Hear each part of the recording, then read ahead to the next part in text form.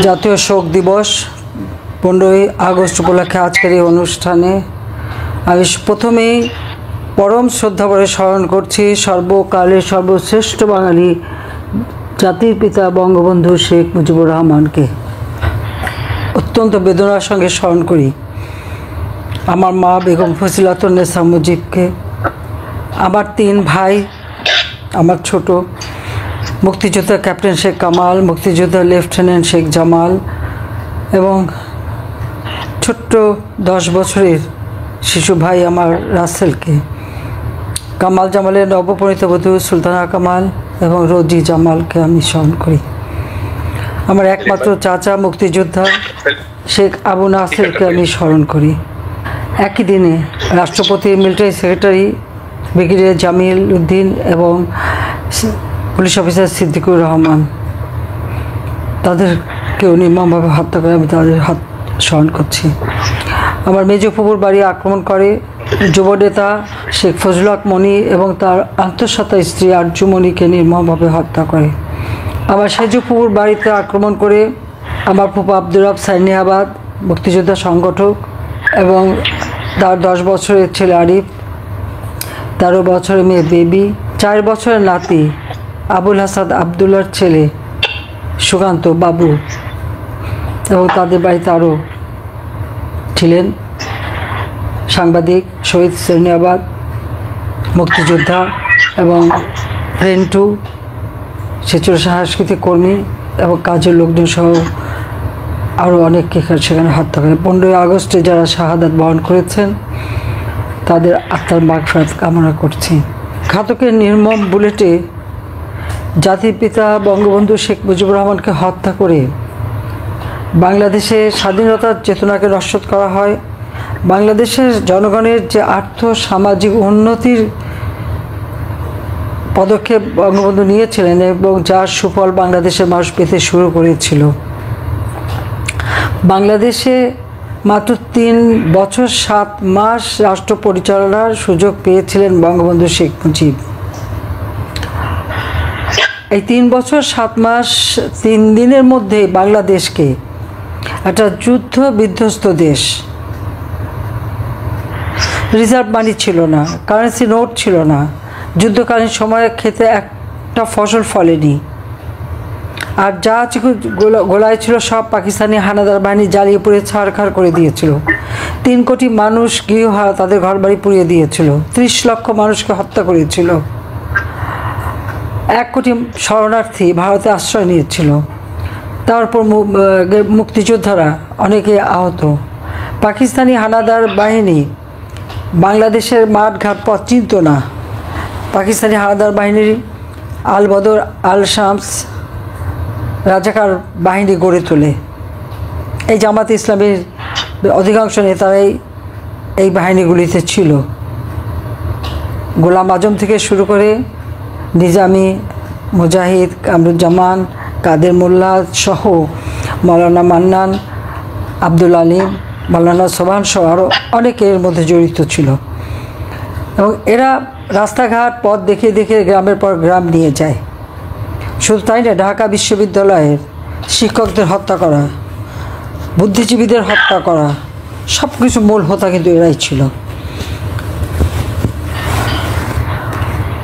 জাতির পিতাকে হত্যার একটাই উদ্দেশ্য, মহান মুক্তিযুদ্ধে বাঙালির যে বিজয়, সেই বিজয়কে নস্যাৎ করা।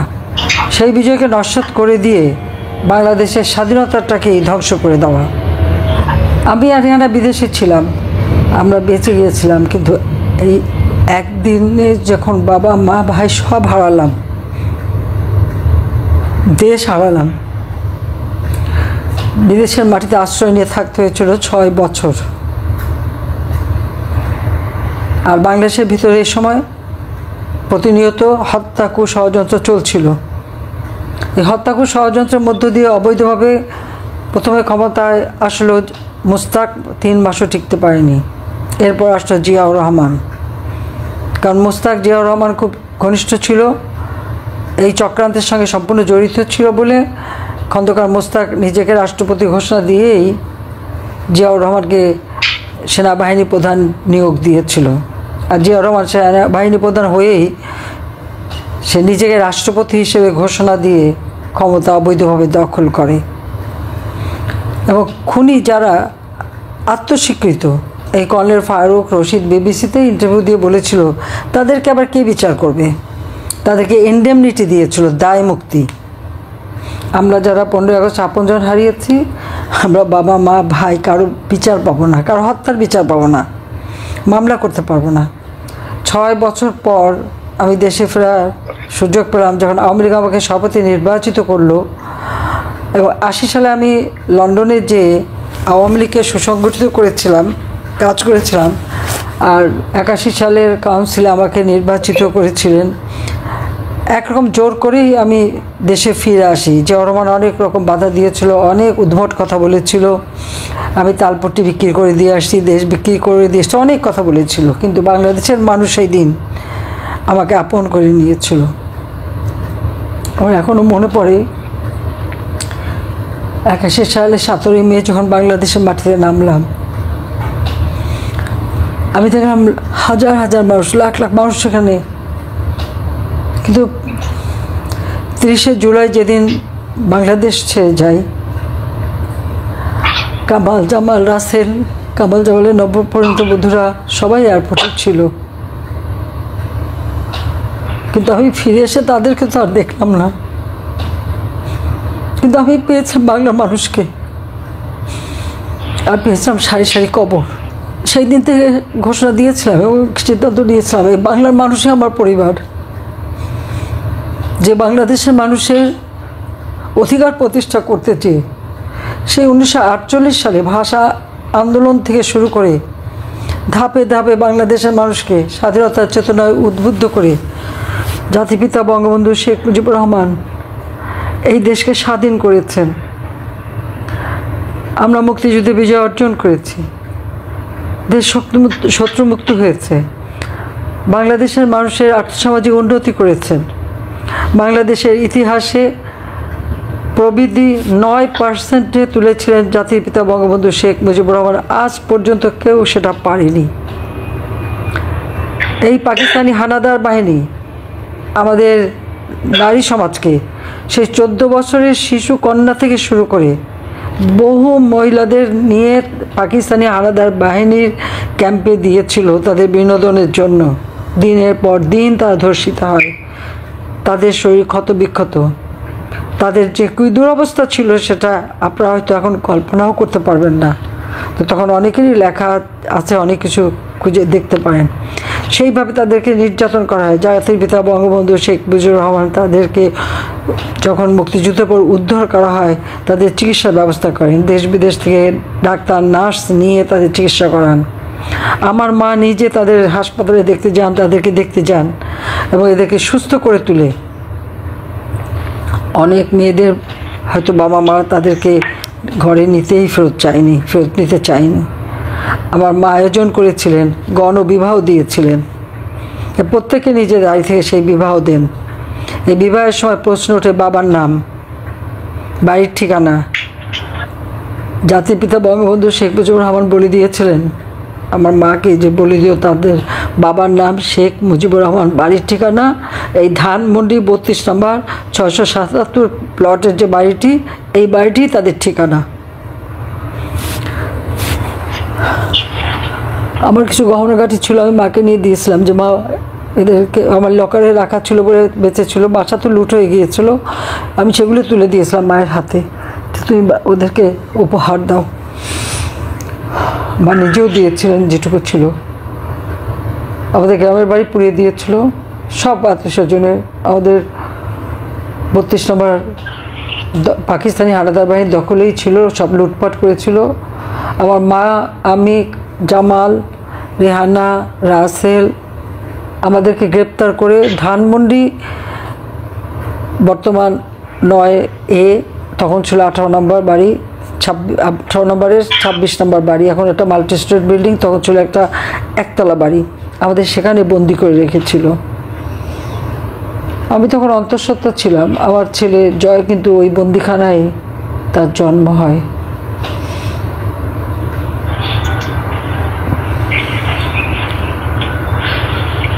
স্বাধীনতার পরে এই নারীদের পুনর্বাসন করা, আহত মুক্তিযোদ্ধাদের চিকিৎসার ব্যবস্থা এবং একটা বাংলাদেশকে একটা রাষ্ট্র পরিচালনা করা, রাষ্ট্র হিসেবে গড়ে তোলা এবং একটি সংবিধান উপহার দিয়েছিলেন। সেই সংবিধানের ভিত্তিতে ৭৩ সালে একটা নির্বাচন অনুষ্ঠিত হয় এবং সেই পার্লামেন্টে যুদ্ধাপরাধীদের বিচারের জন্য আইন করা হয় এবং যুদ্ধাপরাধীদের বিচারও শুরু হয়। যদিও গোলাম আজম পাকিস্তানি পাসপোর্ট নিয়ে পাকিস্তানে চলে গিয়েছিল, তাছাড়া আরও অনেকেই পাকিস্তানি পাসপোর্ট নিয়ে চলে গিয়েছে, তারা বাংলাদেশে বিশ্বাসই করতো না। আজকে বঙ্গবন্ধু মেমোরিয়াল মিউজিয়াম কি অপরাধ করছে ওই বাড়িটা? ওই বাড়িটা তো আব্বা দিয়ে দিয়েছেন সেই নির্যাতিতা নারীদের। ওই বাড়িটা তো জনগণের। আমি রেহানা উত্তরাধিকার সূত্রে পেয়েছিলাম, আমরা তো বাড়িটা ভোগ করিনি, কারণ আমরা জানতাম যেটা জনগণের সম্পত্তি। আমার বাবা বলে গেছেন।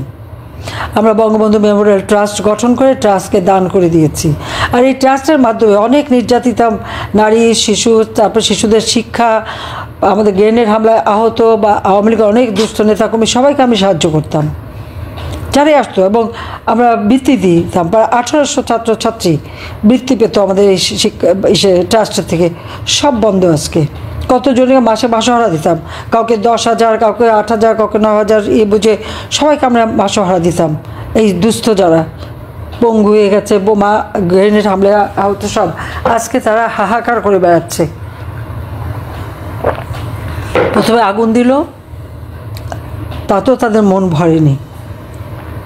এরপর বুলডোজার দিয়ে ভেঙে সেই ইসলামিক পতাকা উড়িয়ে দিল, আর সেখানে লুঙ্গি ডান্স। আপনি একবার চিন্তা করে দেখেন। কিন্তু এই নির্যাতন, এই অত্যাচার, এবং জামাত, শিবির, বিএনপি খুন খারাপি, দখলদারিতে ব্যস্ত, অগ্নিসন্ত্রাসে ব্যস্ত, আর জামাত তো হাত কাটা, পা কাটা, রক কাটায় ওস্তাদ। আর সেই সাথে প্রত্যেকটা বিশ্ববিদ্যালয় থেকে শুরু করে সকল জায়গায় আপনারা দেখবেন সব জামাতের লোক বসে গেছে। যাক, আমি অনেক সময় নিলাম। আমি এটুকু বলবো যে আজকে এই 15ই আগস্ট সবাই দোয়া করবেন।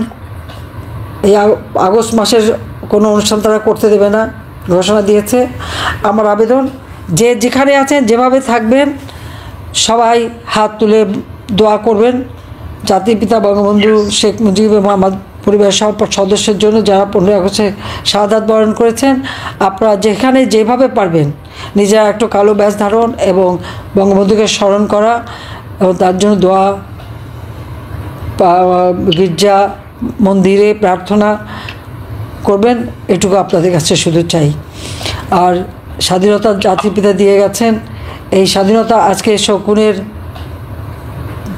হাতে পড়ে মনে হচ্ছে যারা বাংলাদেশটাকে এই খুবলে খুবলে খাচ্ছে, এদের হাত থেকে দেশকে রক্ষা করার জন্য যে যেখানে আছেন যেভাবে পারেন প্রতিরোধ গড়ে তুলতে হবে, দেশকে রক্ষা করতে হবে। এই বাংলাদেশকে আমরা উন্নয়নশীল দেশ হিসেবে গড়ে তুলব এবং উন্নত দেশ হিসেবে 2041 সালের মধ্যে গড়ে তুলে জাতির পিতার স্বপ্ন আমরা বাস্তবায়ন করব। জাতির পিতা আমাদের স্বাধীনতা দিয়ে গেছেন, দেশ দিয়ে গেছেন। আমাদের সকলের দায়িত্ব, প্রত্যেকটা নাগরিকের দায়িত্ব এই দেশকে এই শকুনের হাত থেকে রক্ষা করা। কাজে সবাই ভালো থাকেন, দোয়া করেন যা আল্লাহ রাব্বুল আলামিন আমাদেরকে যেন এই শোক সইবার শক্তি দেয়। সবাইকে ধন্যবাদ। জয় বাংলা, জয় বঙ্গবন্ধু, বাংলাদেশ চিরজীবী হোক। খোদা হাফিজ।